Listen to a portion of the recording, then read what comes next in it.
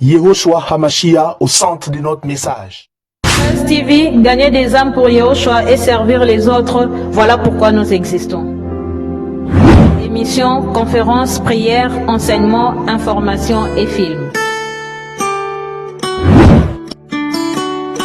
Réveil, réforme dans l'amour, la sanctification et l'excellence. Abonnez-vous et activez la cloche de notification pour ne rien rater.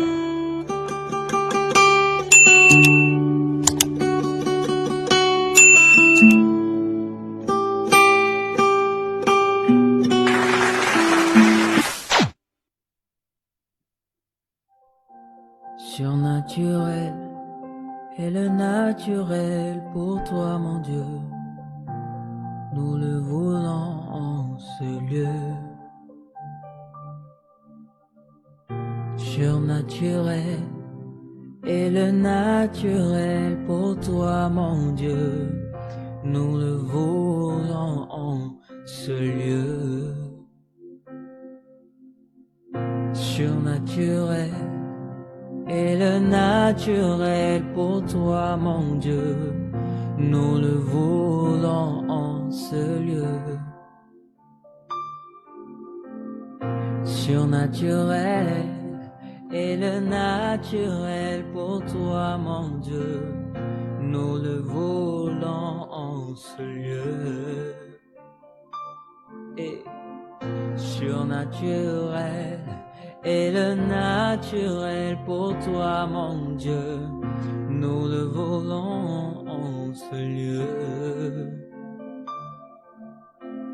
Surnaturel est le naturel pour toi, mon Dieu. Et nous le voulons en ce lieu. Que ton onction descende sur moi. Que ton onction descende sur moi. Que ton onction descende sur nous. Que ton onction descende. Surnaturel est le naturel pour toi.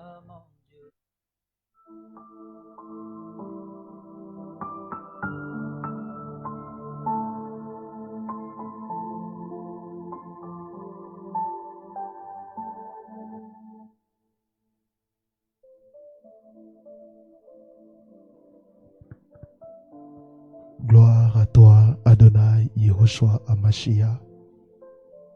Merci pour ta présence, merci pour ta grâce, merci pour ton onction. Merci pour ta fidélité, Adonai. Merci pour tout ce que tu feras ce soir. Parle-nous. Bénis les gens qui sont connectés ce soir.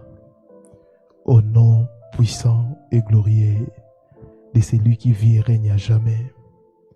Jésus-Christ de Nazareth, j'ai ainsi prié. Et nous disons Amen.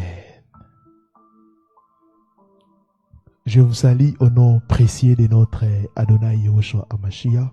Je salue nos bien-aimés qui nous suivent en direct sur les réseaux sociaux, mais aussi sur notre chaîne. Que le Seigneur vous bénisse abondamment. Bienvenue dans notre réunion d'enseignement et d'études bibliques. Jiphase, enseigne-moi. Les thèmes que nous allons partager ensemble ce soir ou cette nuit, si vous voulez. Une chose te manque. Nous allons lire la parole du Seigneur. Marc chapitre 17. Marc chapitre 10. Nous allons commencer à partir du verset 17e jusqu'au 22e verset. Marc 10, 17 à 22. Marc 10, 17 à 22. Nous lisons au nom du Seigneur Yehoshua. Comme il partait, un homme accourut, se jeta à genoux devant lui et lui demanda, « Bon maître, que dois-je faire pour obtenir la vie éternelle? » « Pourquoi m'appelles-tu bon? » lui répondit Jésus. « Personne n'est bon sinon Dieu seul. Tu connais les commandements. Ne commets pas de meurtre, ne commets pas d'adultère, ne commets pas de vol, ne porte pas de faux témoignages, ne fais pas de tort à personne, ne fais de tort à personne. Honore ton père et ta mère. » « Maître, répondit l'homme, tout cela, je l'ai appliqué depuis ma jeunesse. Yahushua posa sur cet homme un regard plein d'amour et lui dit, « Il ne te manque qu'une chose. » C'est ça notre thème, une chose te manque. « Va, vends tout ce que tu possèdes, donne les produits de la vente aux pauvres, et tu auras un trésor dans les ciels.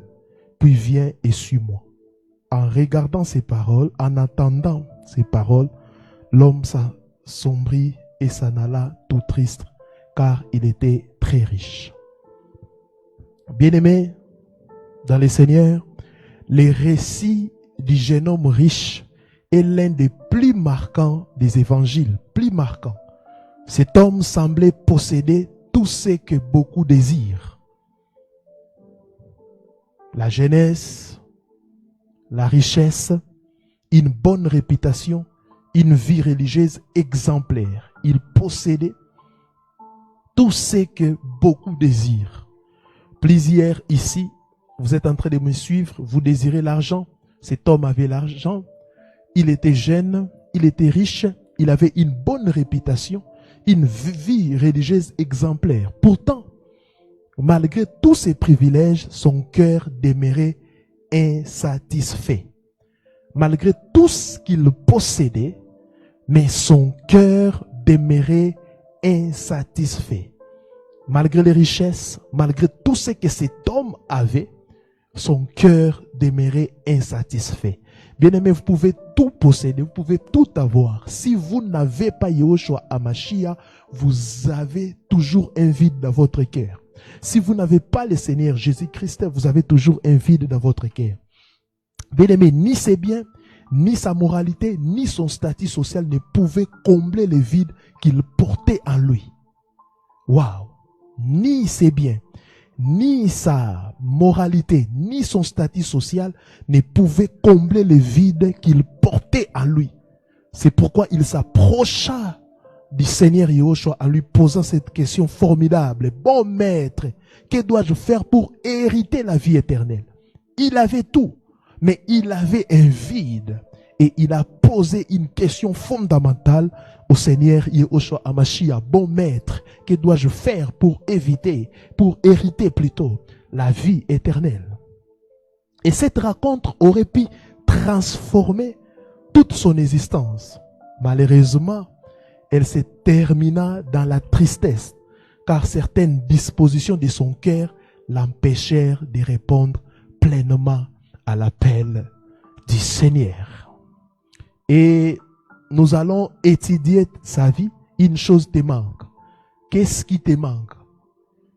Tu viens à l'église, tu pries pour avoir les biens matériels, pour les mariages, pour des choses éphémères. Mais il y a une chose qui te manque. La première chose, et nous allons faire une étude biblique de cette histoire et nous allons ressortir des enseignements très capitaux qui peuvent nous aider ce soir. La première chose, le jeune homme riche, il croyait que le salut pouvait être mérité. Il croyait que le salut pouvait être mérité. J'aimerais vous dire qu'aujourd'hui, plusieurs personnes enseignent même ces choses. Ce n'est pas de l'évangile. La bonne nouvelle, c'est que quelqu'un a payé un prix pour nous et nous n'avons plus des efforts à faire, sinon que de croire à ce qu'il a déjà accompli. Cet homme, c'est Jésus-Christ.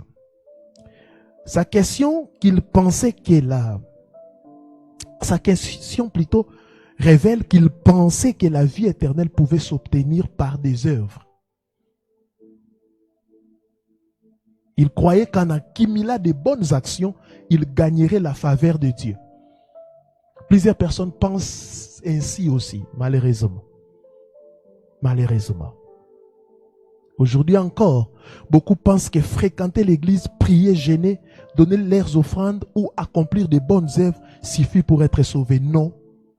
Tout ce que tu as accompli comme bonne œuvre sans Jésus-Christ, sans Yehoshua Hamashiach, tu es en train de faire les bénévoles. Sur cette terre, tu peux recevoir certaines bénédictions, car la Bible dit, celui qui sème abondamment, moissonnera abondamment.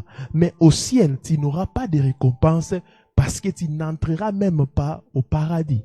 Et la porte d'entrée au paradis, c'est le Seigneur Yehoshua Mashiach. Si tu crois au Seigneur Yehoshua Mashiach et tu poses de bonnes œuvres, tu entreras au ciel et tu auras la récompense. Mais si tu poses de bonnes œuvres sans le Seigneur, tu perdras et le ciel et ta récompense au ciel.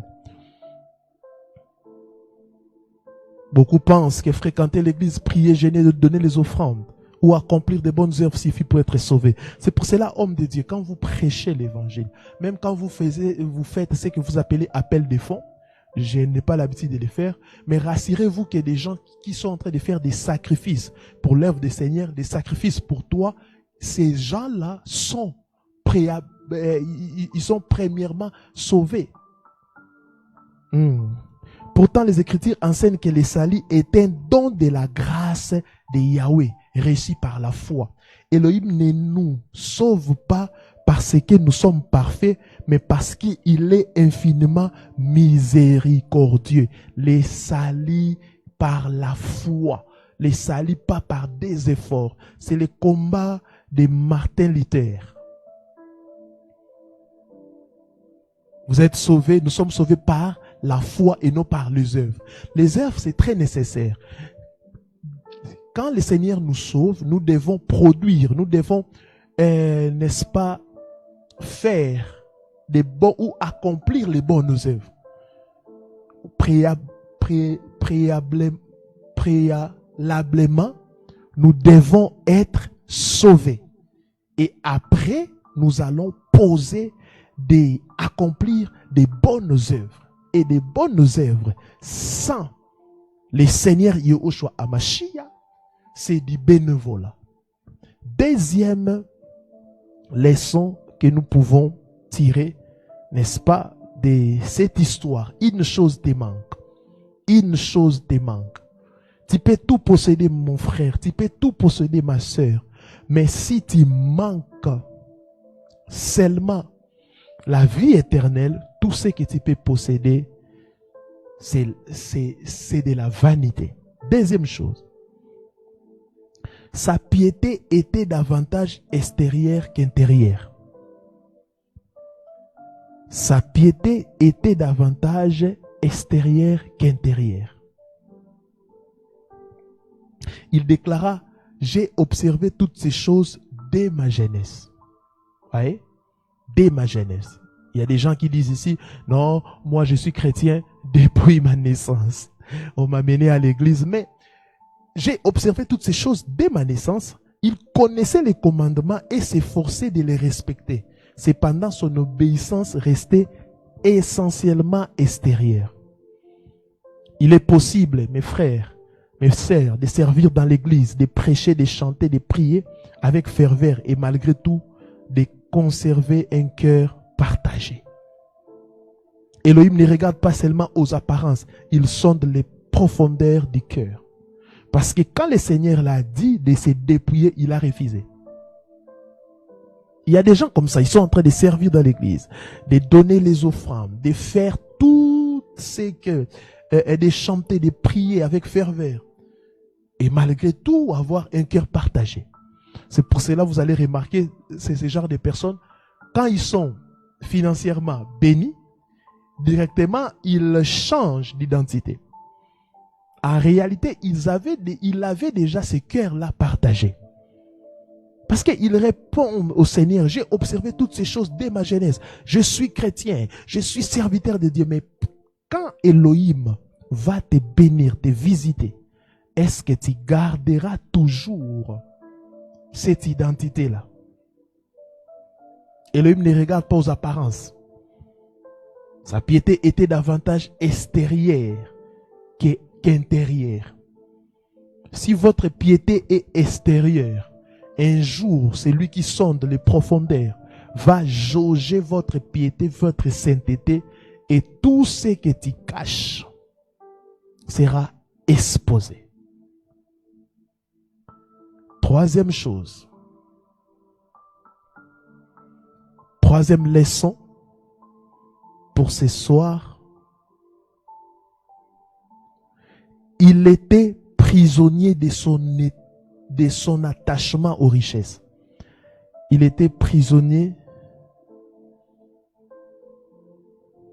de son attachement aux richesses. La Bible dit, il s'en alla tout triste, car il avait des grands biens. Il s'en alla tout triste. Le problème n'était pas la richesse, mes frères, mais la place qu'elle occupait dans son cœur. C'est ça de l'idolâtrie. Quand tu commences à donner l'importance aux richesses ou à une créature plus qu'à Elohim, c'est ce qu'on appelle de l'idolâtrie. Aujourd'hui, les idoles prennent plusieurs formes.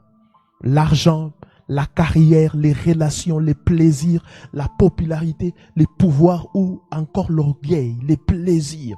Il y a des gens, ils connaissent que ce que je suis en train de faire, c'est mal.